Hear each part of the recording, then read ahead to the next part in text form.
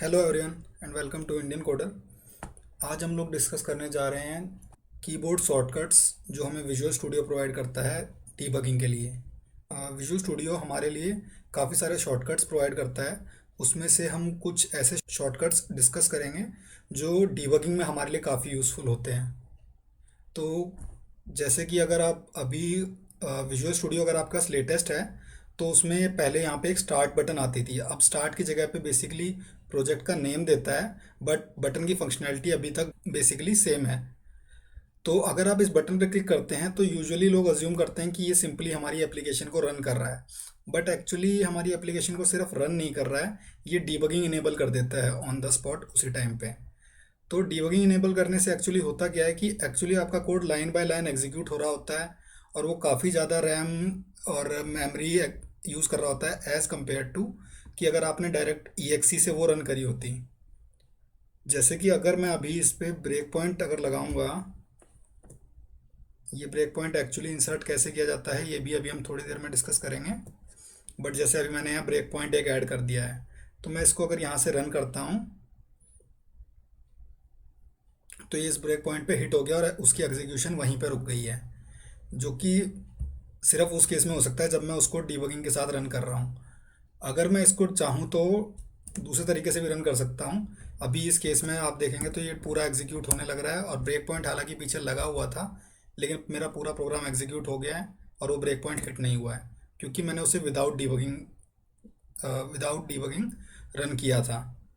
तो इस तरीके के कुछ ऐसे शॉर्टकट्स होते हैं जिसके थ्रू हम विद डीबगिंग या विदाउट डीबगिंग रन कर सकते हैं। जैसे कि सबसे पहले हमारा शॉर्टकट होता है F5। जो ये बटन होती है ये F5 की ही फंक्शनैलिटी पीछे से एग्जीक्यूट करती है। अगर मैं अपने कीबोर्ड पे F5 प्रेस करता हूँ तो बेसिकली ये बटन प्रेस करने वाला ही काम होता है और यहाँ पे मेरी application with in debug mode run हो जाती है।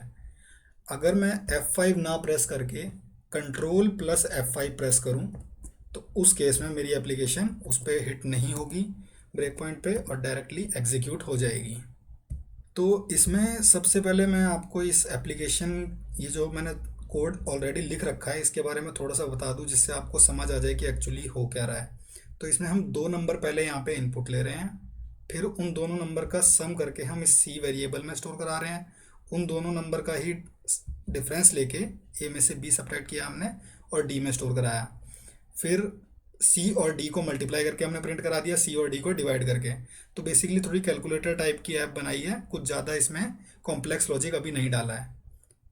तो अगर आप वैसे इसको अगर मैं रन करता हूँ अभी तो आप देखेंगे कि करेक्ट आउटपुट नहीं दे रहा है, मतलब कि इसमें कुछ बग है। अगर 4+3 हुआ 7, 4-3 हुआ 1 तो मल्टीप्लिकेशन सही है, लेकिन डिवीजन 7/1 यहाँ पे 7 आना चाहिए था जो कि 0 आ रहा है, तो कहीं ना कहीं बग है। तो इस केस में हमें डीबगिंग करनी पड़ेगी। तो अभी तक हम दो शॉर्टकट डिस्कस कर चुके हैं, F5 and control plus F5, जो एप्लीकेशन रन करने के काम आते हैं।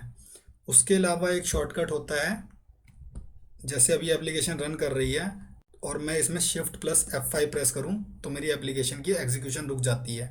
जैसे F5 रन करने के लिए है, similarly shift plus F5 execution को तुरंत रोकने के लिए है। उसके अलावा एक शॉर्टकट होता है control plus shift plus F5, जो कि क्या करता है कि आपकी एप्लीकेशन को रीस्टार्ट कर देता है। अगर इसमें मैं 4-3 इतना इनपुट डाल चुका हूँ बट मैं इसको चाहूँ तो control plus shift plus F5 press करूँगा तो वो एग्जीक्यूशन मेरा रोक दिया गया है और ये नया एग्जीक्यूशन शुरू हो गया है, मैं दोबारा से इनपुट अपनी डाल सकता हूँ। तो ये शॉर्टकट्स वो हैं जो हम एप्लीकेशन स्टार्ट करने के लिए, स्टॉप करने के लिए, रीस्टार्ट करने के लिए, इन सब के लिए यूज़ करते हैं। अब इसके बाद आते हैं जो ब्रेक पॉइंट मैंने पहले जैसे ऐड किया था, तो उसका शॉर्टकट क्या है। उसका शॉर्टकट होता है F9। आप किसी भी लाइन पे जाओ और उस पर F9 अगर प्रेस कर दोगे अपने कीबोर्ड में तो यहाँ पे एक ये ब्रेक पॉइंट ऐड हो जाएगा और वापस अगर आप F9 प्रेस करोगे तो वो रिमूव हो जाएगा वहाँ से।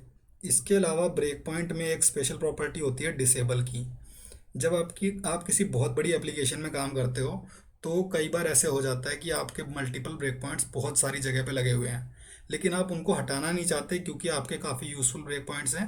करंट एग्जीक्यूशन में आपको चेक नहीं करना, लेकिन हो सकता है फ्यूचर में आपको ब्रेक पॉइंट्स की ज़रूरत पड़े। तो उस केस में आप उसको यहाँ पे जाएंगे और यहाँ डिसेबल ब्रेक पॉइंट का ऑप्शन आता है, जिससे कि वो ब्रेक पॉइंट डिसेबल हो जाएगा लेकिन हटेगा नहीं। उसके बाद आप चाहें तो यहाँ पे डीबग से ब्रेक पॉइंट्स की विंडो ऐड कर सकते हैं नीचे, तो आप कुछ सारे ब्रेक पॉइंट्स यहाँ डिस्प्ले होंगे और आप उसको वापस जो जो आपके ब्रेक पॉइंट्स हैं उनको इनेबल कर दोगे। ओके, तो आप ब्रेक पॉइंट्स का एक बार यूज़ भी देख लेते हैं। जैसे कि स्टार्टिंग में हमने देखा था कि विद डिबगिंग अगर मैं इसको रन करता हूँ तो वो ब्रेक पॉइंट हिट होएगा और एग्जीक्यूशन वहीं पे रुक जाएगा, और मैं अपने वेरिएबल्स की एक तरीके से वैल्यू देख सकता हूँ करंट पॉइंट पे क्या है। अब क्योंकि मेरे वेरिएबल जो मेरा वेरिएबल ए है अभी इसमें ज़ीरो है, वो इसलिए है कि अभी तक ये लाइन एग्जीक्यूट हुई नहीं है, अभी तक मैंने कुछ इनपुट डाला नहीं है, तो बाय डिफ़ॉल्ट जो वैल्यू है वही इसमें है। सिमिलरली बी सी डी ये जितने वेरिएबल्स हैं इनके अंदर अभी भी कुछ भी वैल्यू नहीं डाली गई है, क्योंकि एग्जीक्यूशन इसी लाइन पर रुका हुआ है, अभी हम आगे नहीं गए हैं इसमें।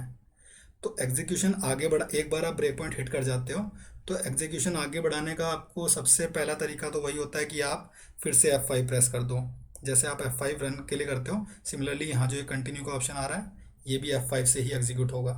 इसके अभी मैंने F5 प्रेस किया तो मेरी एप्लीकेशन वापस रन करने लगी। इस ब्रेक पॉइंट से हम आगे बढ़ गए हैं।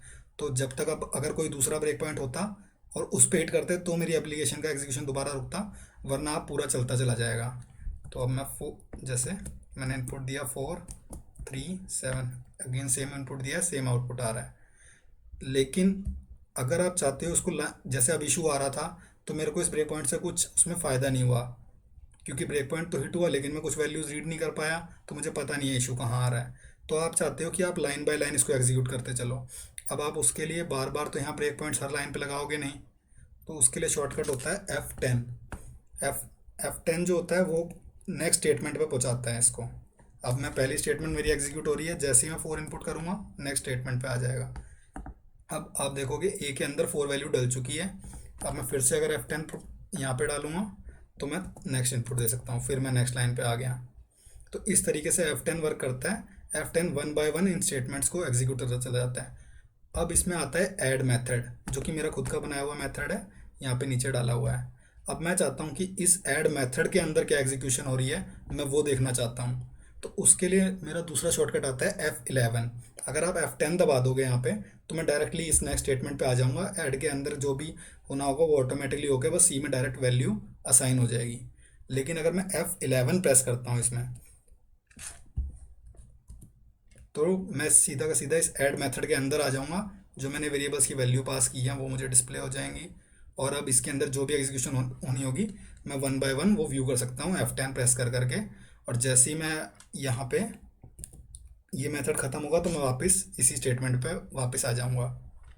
ओके, तो अब जैसे नेक्स्ट स्टेटमेंट आ गई है, अब मैं इसमें F11 दबाता हूँ और इस मेथड के अंदर आ गया। बट अब मैं क्या चाहता हूँ, मेरे को ये मेथड में क्या हो रहा है मुझे फ़र्क नहीं पड़ता, मेरे को इस मेथड पे भरोसा है कि ये मेथड सही चलेगा। अब इस केस में तो चलो ये एक ही लाइन का मेथड है, तो मैं 2 बार F10 दबा के वापस इस मेथड से वहीं पे पहुंच सकता हूँ जहाँ एग्जीक्यूशन चल रही थी। लेकिन आपका कोई बड़ा मेथड होता है तो उस केस में आपके पास ये नहीं होता कि आप बार बार F10 दबाते दबाते वो मेथड पहले पूरा एग्जीक्यूट कराओ। तो उसके लिए शॉर्टकट आता है Shift+F11। जैसे F11 जो शॉर्टकट होता है वो हमारा होता है स्टेप इनटू का। जो F10 होता है हम उसको स्टेप ओवर कहते हैं, F11 होता है स्टेप इनटू का। सिमिलरली Shift+F11 जो होता है वो होता है स्टेप आउट ऑफ। आप जिस मेथड में हो उससे एक लेवल पीछे एग्जीक्यूशन पे आना चाहते हो, आप उससे स्टेप आउट करना चाहते हो, तो वो Shift+F11 होता है।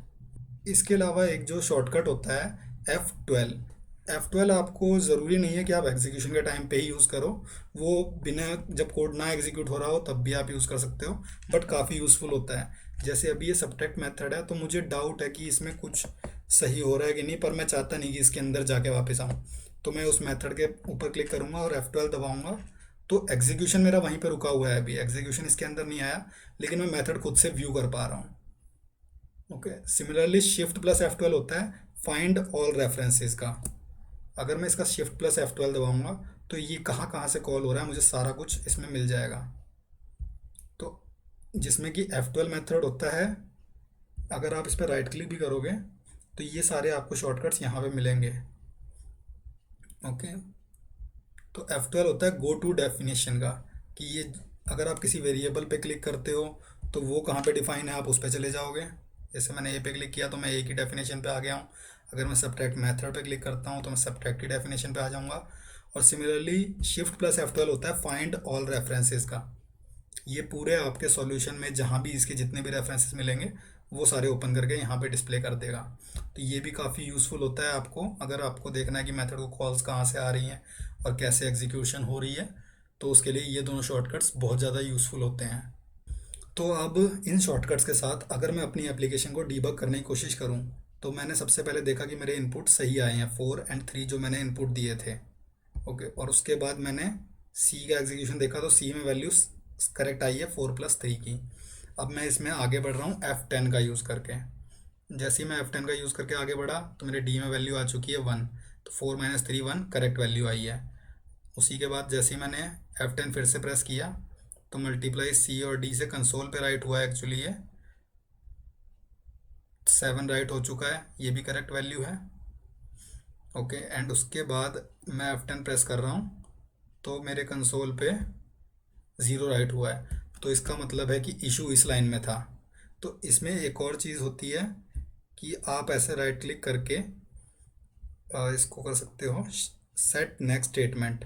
इसका शॉर्टकट हालांकि Ctrl+Shift+F10 होता है, बट ये इतना ज़्यादा यूज़ नहीं होता। आप चाहो तो इसको याद कर सकते हो Ctrl+Shift+F10 को, बट यूजुअली मैं जो इसको प्रेफर करता हूँ कि बस राइट क्लिक करके सेट नेक्स्ट स्टेटमेंट करना।